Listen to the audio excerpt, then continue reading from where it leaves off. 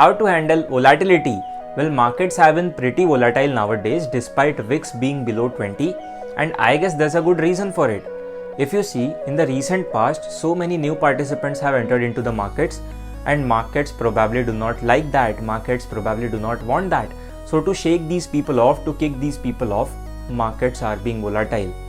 So in this video, we are going to talk about volatility and how you can handle them. I am going to share you 3 tips with which you can handle volatility better, because when you are trading and markets all of a sudden become volatile, it becomes extremely difficult to trade out of those markets. It creates extreme panic inside of you, and at times you do not know what to do. At the end of the video, I am going to share one bonus tip with you as well. So watch the video until the end so you know how to trade these volatile markets. So without any further ado, let's begin.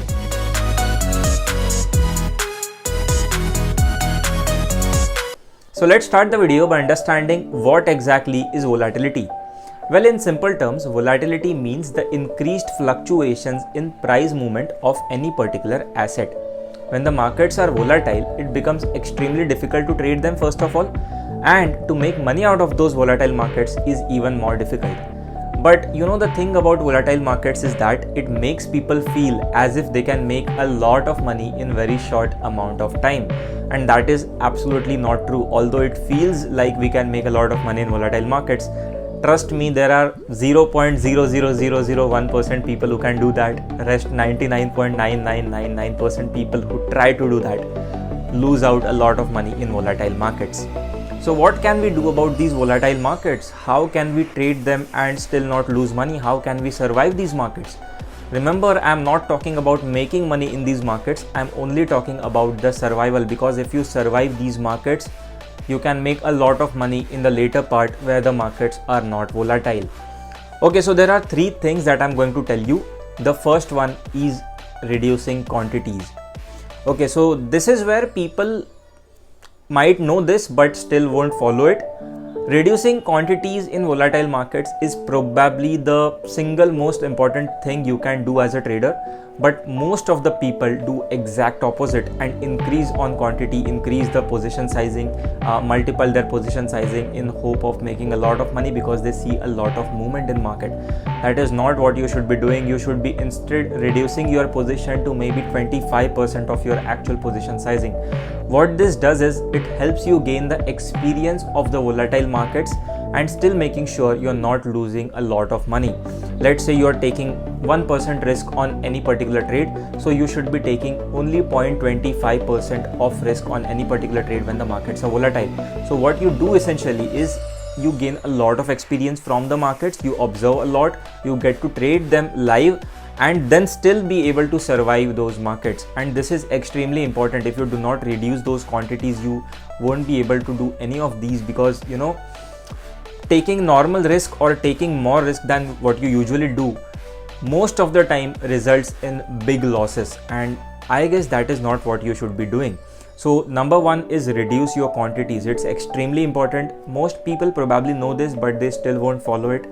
The second is reduce on your trades. So let's say if on average daily basis, if you're taking 5 trades a day, reduce it to 2 trades, reduce it to 3 trades. You know, you need to reduce your trades as well, because in volatile markets, technical analysis does not work the way it usually does when the markets are not volatile. And so it's important for you to reduce your trades as well.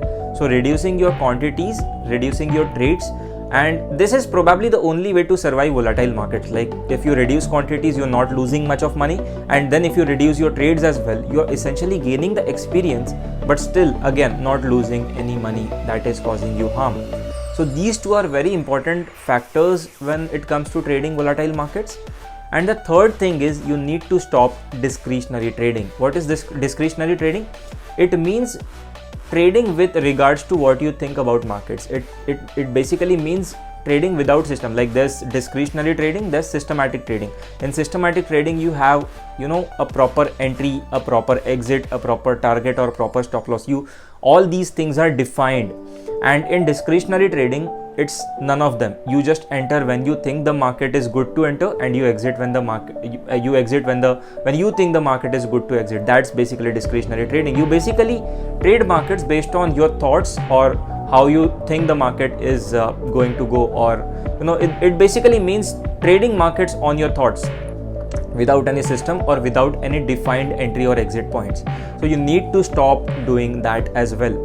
Okay, so 3 things most important: reduce quantities, reduce trade, and stop discretionary trading. So if you are a discretionary trader, you need to just stay away from the market and watch markets, only watch markets for a while. If you have a system, good enough, you can do systematic trades, but again you have to follow those first 2 rules about reducing quantities and reducing trades as well.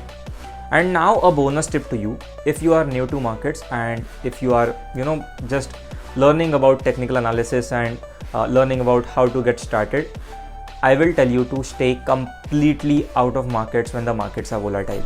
Okay, this bonus tip is for new people who are just getting started with the markets, and it will help you a lot. It will help you save a lot of money if you listen to this tip, because although the volatile markets feel as if we can make a lot of money, trust me, it's not like that.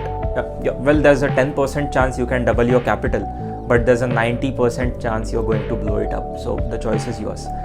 So I hope you are getting what I'm trying to say. I hope you are understanding the points that I'm mentioning over here. And if you are understanding, then make sure to like the video and subscribe to the channel, because I keep coming back with such videos that revolve around trading, trading success, trading psychology, and whatnot. Everything that revolves around trading you will find on this channel. So make sure to watch my other videos as well. There's a lot of content about trading in there, and if you have any doubts, you can ask me in comments down below. I will be answering them. So I will see you in the next one. Until then, you guys take care. Bye bye. Peace out.